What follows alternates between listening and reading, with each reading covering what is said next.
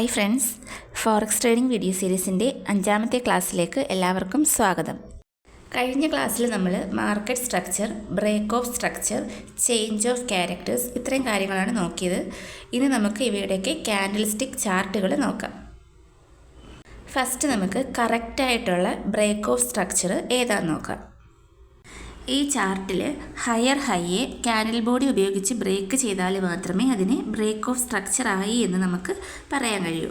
വിക്ക് ഉപയോഗിച്ചാൽ ബ്രേക്ക് ചെയ്യുന്നതെന്നുണ്ടെങ്കിൽ അതിനെ break of structure ആയി എന്ന് കണക്കാക്കാനായിട്ട് പറ്റത്തില്ല. Correct and incorrect break of structure ഈ ചാർട്ടിൽ നോക്കിയാൽ തന്നെ നിങ്ങൾക്ക് ഈസി ആയിട്ട് മനസ്സിലാക്കാൻ പറ്റും. ഇനി നമുക്ക് കറക്റ്റായിട്ടുള്ള ചേഞ്ച് ഓഫ് ക്യാരക്ടർ ഫോം ചെയ്യുന്നത് എങ്ങനെയാണെന്ന് നോക്കാം. ഇവിടെ ഈ ചാർട്ടിൽ ബ്രേക്ക് ഓഫ് സ്ട്രക്ചർ ഉണ്ടായതിന് ശേഷം ലോയെ ക്യാൻഡിൽ ബോഡി ഉപയോഗിച്ച് ബ്രേക്ക് ചെയ്യുകയാണെങ്കിൽ അതിനെ ശരിയായിട്ടുള്ള ചേഞ്ച് ഓഫ് ക്യാരക്ടർ ആണെന്ന് പറയാം. എന്നാൽ വിക്ക് ഉപയോഗിച്ചാൽ ബ്രേക്ക് ചെയ്യുന്നുണ്ടെങ്കിൽ അത് ശരിയായിട്ടുള്ള ചേഞ്ച് ഓഫ് ക്യാരക്ടർ ആയിരിക്കത്തില്ല. ഇനി നമുക്ക് റേഞ്ചിങ് മാർക്കറ്റിൻ്റെ റിയൽ ടൈം ചാർട്ട് നോക്കാം. ഇപ്പം നമ്മൾ ഈ സ്ക്രീനിൽ കാണുന്നത് ഗോൾഡിൻ്റെ അല്ലെങ്കിൽ XAU USDയുടെ 1 അവർ ചാർട്ടാണ്.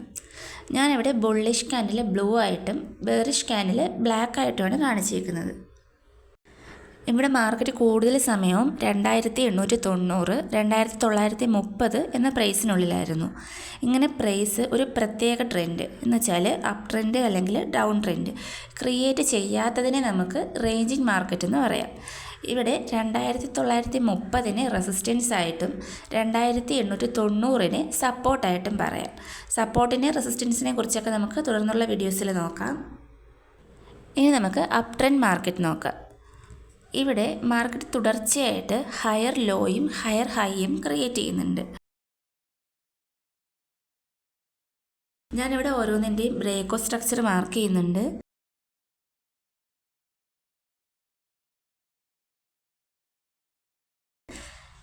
പിന്നീട് മാർക്കറ്റ് ലോവർ ഹൈയെ ബ്രേക്ക് ചെയ്ത് ലോവർ ലോ ഉണ്ടാകുന്നുണ്ട്.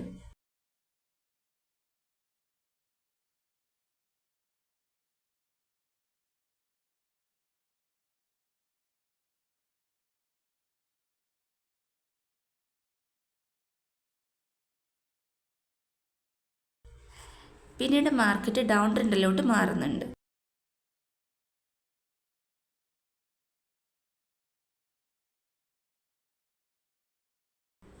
ഞാനിവിടെ ബ്രേക്ക് ഓഫ് സ്ട്രക്ചറും ചേഞ്ച് ഓഫ് ക്യാരക്ടറും മാർക്ക് ചെയ്യുന്നുണ്ട്. നമ്മളിന്നിവിടെ break of structure, change of character, market സ്ട്രക്ചറിൻ്റെ റിയൽ ടൈം ചാർട്ട് ഇത്രയൊക്കെ കാര്യങ്ങളാണ് നോക്കിയത്. വളരെ കുറച്ച് കാര്യങ്ങൾ മാത്രമേ ഞാനിന്നിവിടെ പറഞ്ഞിട്ടുള്ളൂ.